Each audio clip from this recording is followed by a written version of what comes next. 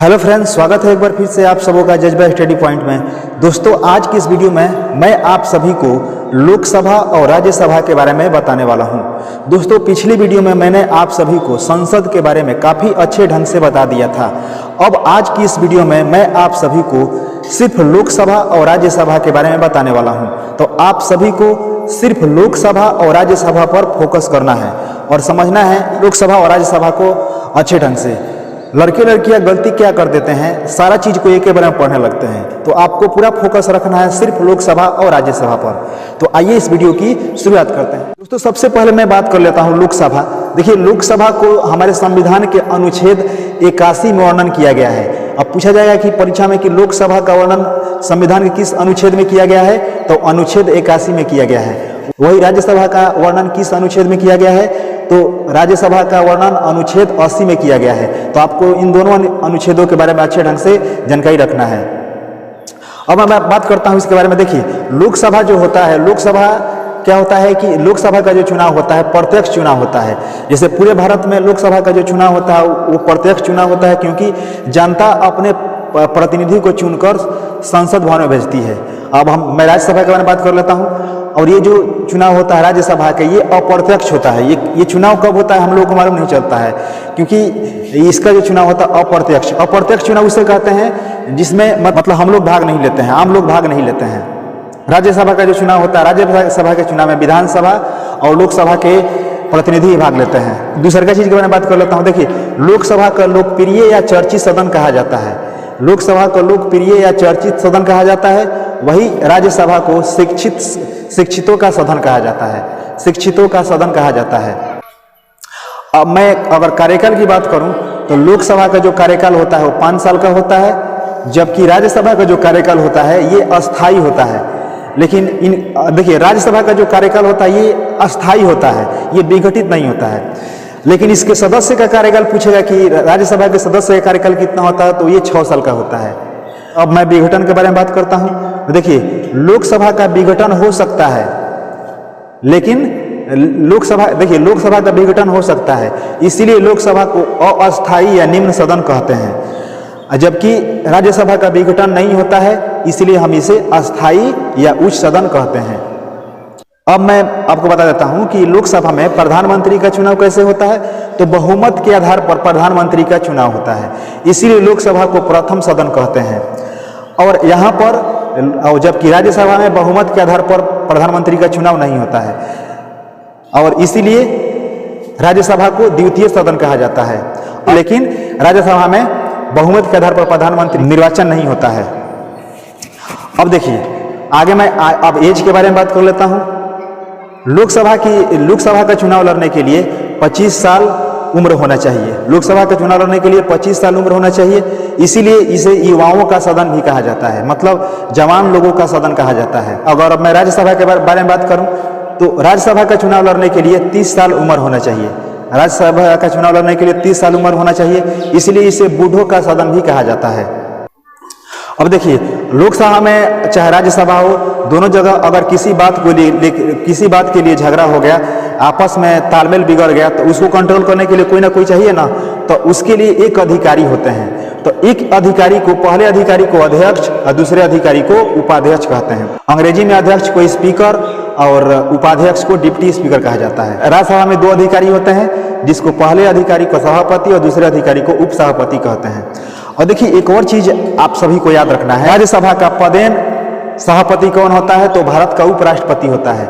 अब देखिए, यहाँ पर हम लिखे हैं राज्यसभा के सदस्यों का कार्यकाल 6 वर्षों का होता है, तो लड़का सब गलती कर देता है। तो आप सभी को याद रखना है कि उपराष्ट्रपति का जो कार्यकाल होता है वो 5 वर्ष का होता है। अब मैं लोकसभा और राज्यसभा के अधिकतम सीटों के बारे में बात कर लेता हूँ। तो लोकसभा के अधिकतम सीटों की संख्या 552 होती है, जबकि राज्यसभा के सदस्यों की अधिकतम संख्या 250 होती है। लेकिन वर्तमान में अगर मैं बात करूं तो वर्तमान में लोकसभा के 545 सीट है, जबकि राज्यसभा के 245 सीट है। अब देखिए, यहाँ पर राष्ट्रपति 2 एंग्लो इंडियन को मनोनीत करते हैं। अनुच्छेद 331 के अंतर्गत 2 एंग्लो इंडियन को राष्ट्रपति क्या करते हैं, लोकसभा में मनोनीत करते हैं। वही राज्यसभा में 12 सदस्यों को राष्ट्रपति क्या करते हैं, मनोनीत करते हैं, जिन्हें विज्ञान, कला, समाज सेवा में हमें अपना योगदान दिया है। तो वैसे लोगों को अनुच्छेद 80 क के अनुसार राष्ट्रपति 12 लोगों को क्या करते हैं कि मनोनीत करते हैं। अब देखिए, अभी यहाँ पर ये जो अधिकतम 552, वर्तमान 545, लोकसभा में भी राज्यसभा में अलग अलग है, तो इसका क्या कंडीशन है, इन सब के बारे में मैं यहाँ पर बता देना चाहता हूँ। देखिए, अभी लोकसभा में जो अधिकतम सीट है वो 552 रखी गई है। निर्वाचन कितना पर होगा, तो 550 होगा, और 2 को क्या होगा, एंग्लो इंडियन। अब देखिए यहाँ पर एंग्लो इंडियन आ रहा है। एंग्लो इंडियन का मतलब तो वैसे लड़का जिसकी माता तो भारतीय है लेकिन पिता यूरोप के किसी देश जैसे पुर्तगाल, फ्रांस या इंग्लैंड का हो, उसे हम लोग एंग्लो इंडियन कहते हैं। और ऐसा क्यों है, क्योंकि देश के आज़ाद होने के पहले यहाँ पर पुर्तगालियों का, फ्रांसीसियों का और अंग्रेजों का शासन था। तो आज़ादी मिलने के बाद वो तो चले गए, लेकिन ये जो महिलाएं थी यहीं पर रह गई। तो इसलिए उनके जो प्रतिनिधि होते हैं वो उन्हें हम लोग क्या कहते हैं, एंग्लो इंडियन कहते हैं। अब देखिए, निर्वाचन 550 पर होता है। अब लोकसभा का जो निर्वाचन होता है वो 550 पर होता है, क्योंकि 2 एंग्लो इंडियन का होता है।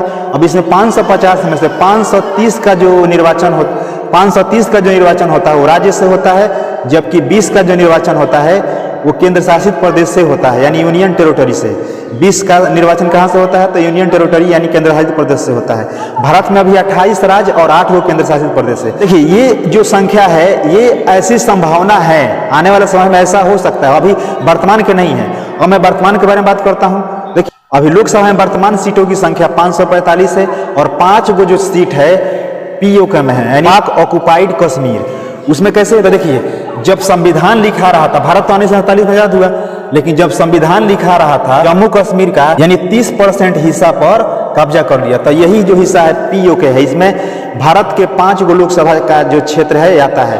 और देखिए, अब यहाँ पर 545 में निर्वाचन कितना का होता है, 543 का क्या होता है कि लोकसभा क्षेत्र से चुन कर आते हैं, लेकिन 2 को क्या होता है, 2 एंग्लो इंडियन होते हैं जिनको राष्ट्रपति मनोनीत करते हैं। 543 में 530 जो सांसद होते हैं वो राज्य से चुन कर आते हैं, और 13 को जो सांसद होते हैं वो केंद्र शासित प्रदेश से चुनकर आते हैं। तो आपसे पूछा जाएगा कि राज्य से अभी वर्तमान में राज्य से कितना सांसद चुनकर आते हैं, किसी राज्य से, तो 530, और केंद्र शासित प्रदेश से कितने सांसद चुन के आते हैं, तो 13 को चुन के आते हैं। ठीक है, तो आइए दोस्तों, अब मैं बात कर लेता हूँ संसद और विधानमंडल के बारे में। तो देखिए, देश को चलाने के लिए एक केंद्र सरकार की जरूरत पड़ती है, और राज्य को यानी प्रांत को चलाने के लिए राज्य सरकार की जरूरत पड़ती है। और आपको यह भी याद रखना है कि केंद्र सरकार को चलाने के लिए इसका वर्णन संविधान के भाग 5 में किया गया है, जबकि राज्य सरकार को चलाने के लिए इसका वर्णन भाग 6 में किया गया है। अब देखिए, ये देश को चलाने के लिए जिस चीज़ की आवश्यकता होती है, देश को चलाने के लिए संसद की आवश्यकता होती है। और संसद के कितने सदन होते हैं, संसद के 2 सदन। कौन कौन सा सदन होता है, पहला होता है लोकसभा और दूसरा होता है राज्यसभा।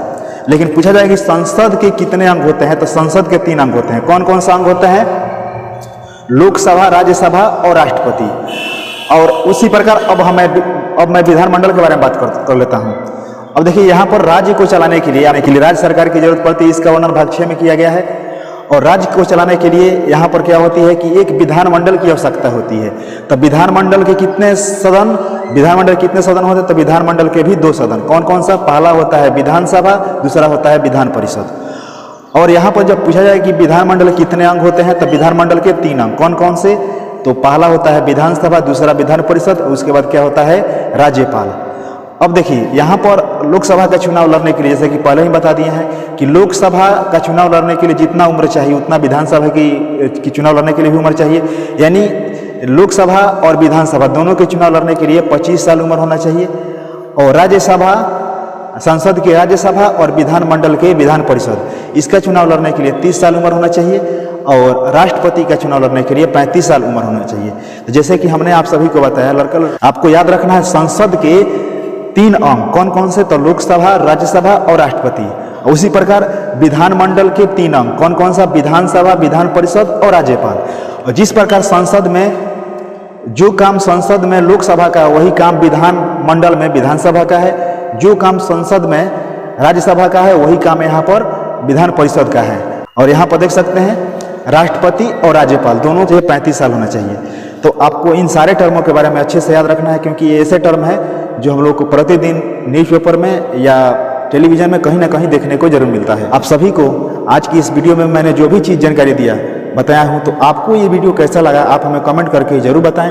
मिलेंगे नेक्स्ट क्लास में, दीजिए इजाज़त, नमस्कार।